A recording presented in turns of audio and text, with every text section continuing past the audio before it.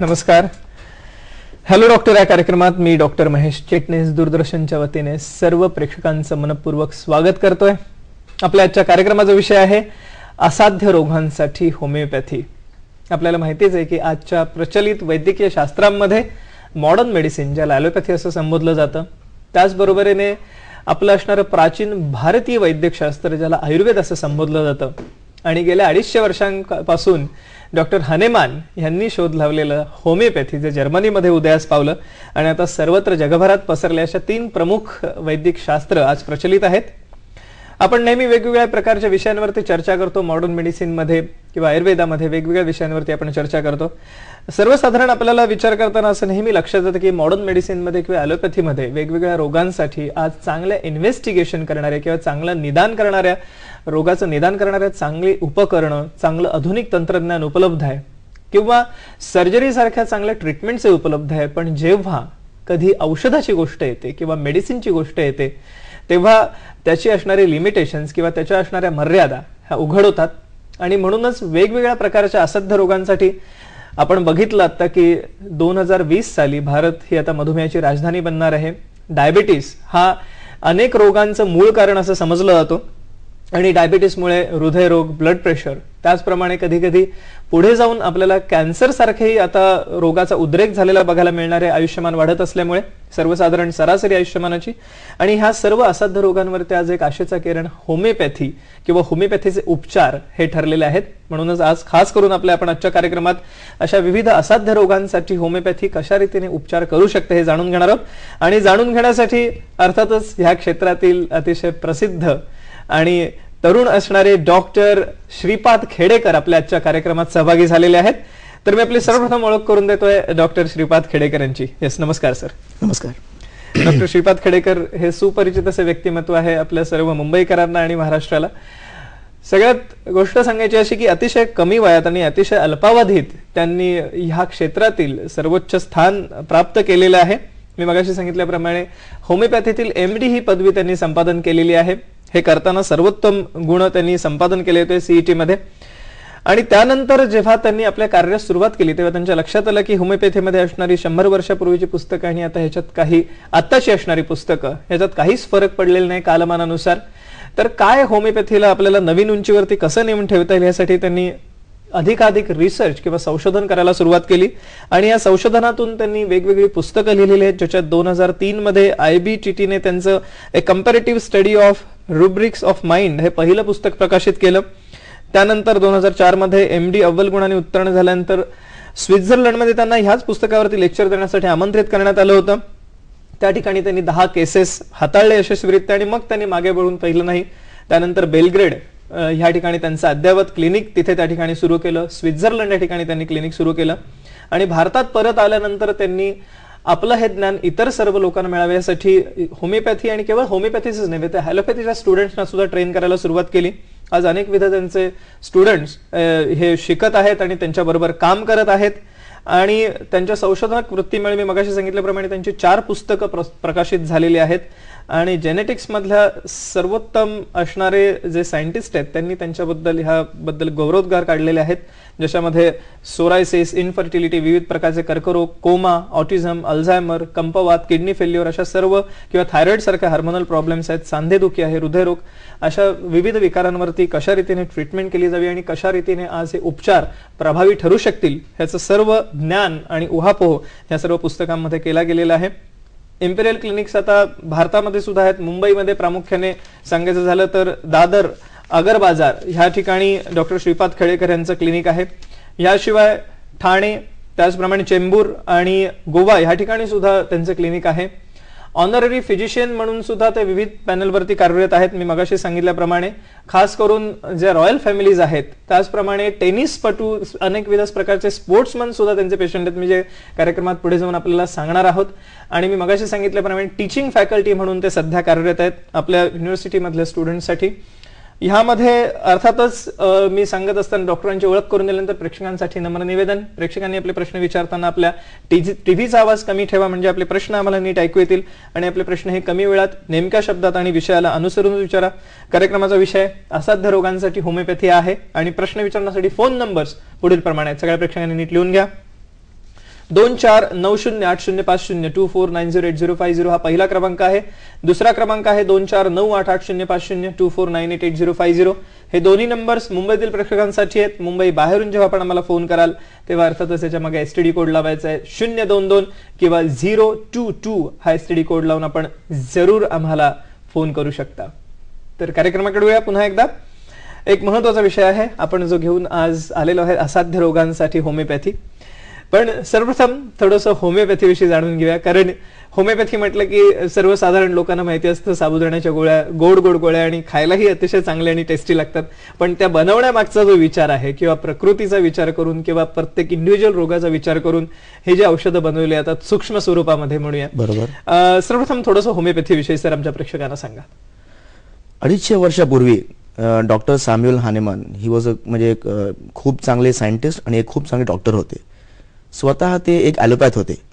पण त्यांनी हेच बघितलं की जे काही आजार त्यावेळी प्रिव्हेलंट होते, म्हणजे डायबिटीज म्हणा किंवा ब्लड प्रेशर म्हणा किंवा कुठलेही क्रॉनिक म्हणजे एक साधा अस्थमा जरी म्हटला, तर ॲलोपॅथीच्या ट्रीटमेंटमध्ये फक्त कंट्रोल हा होतो.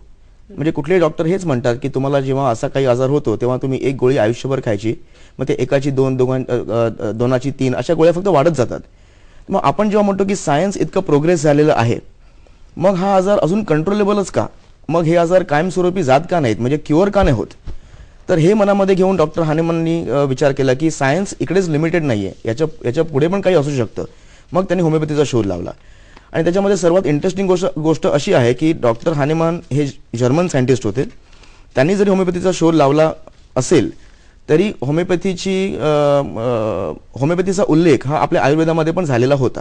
म्हणजे 5000 वर्षापासून माणूस जातील होमिओपॅथी हे शास्त्र माहिती होतं.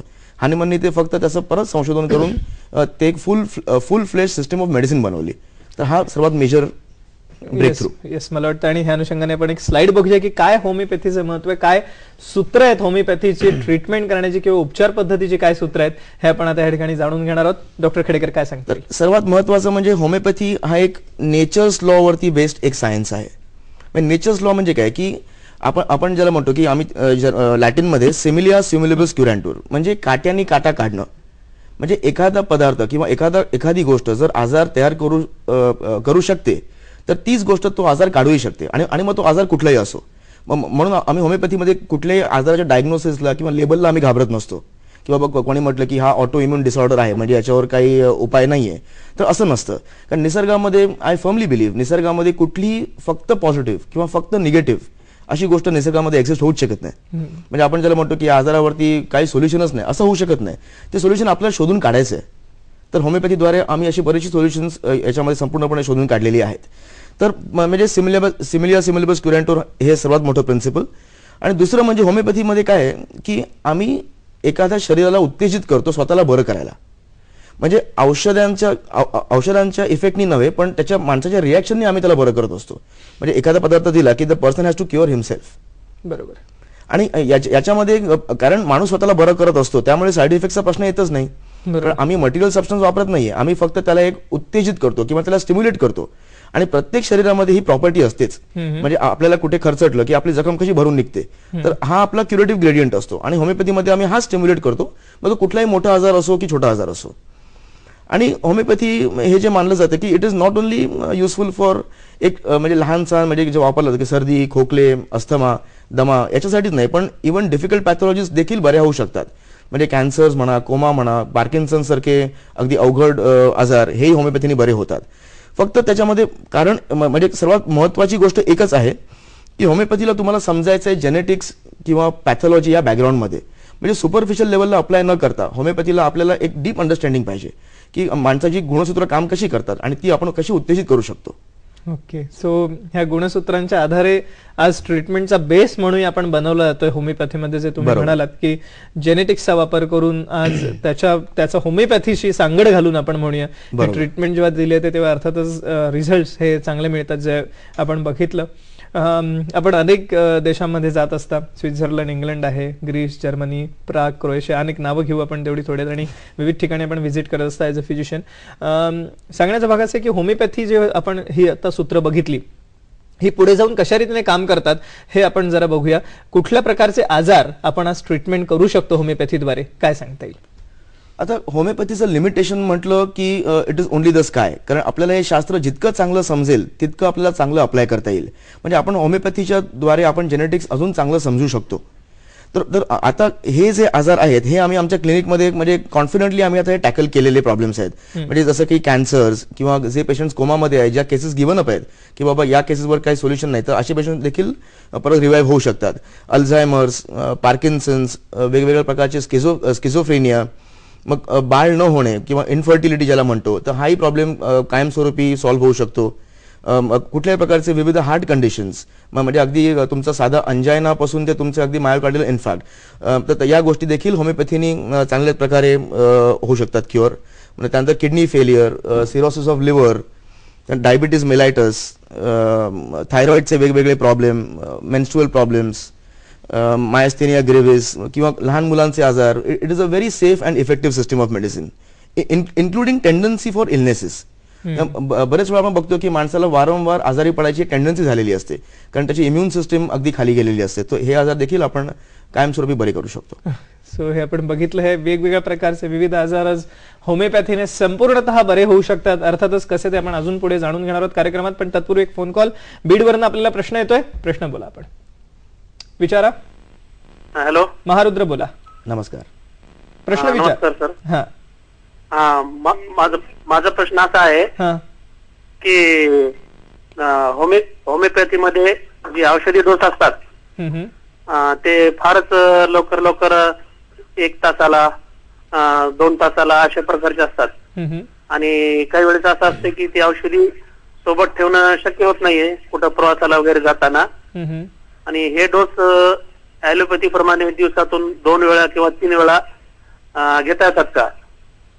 येस, चांगला प्रश्न आहे महारुद्र आपला. आत्ताच आपण ऐकलं डॉक्टरांकडनं की स्टिम्युलस करणं म्हणजे शरीर उत्तेजित करणं हे होमिओपॅथीच्या औषधांचं मूळ काम असतं. अर्थात त्याचं कशा रीतीने केलं तर आपण विचारूया. काय सांगता येईल सर?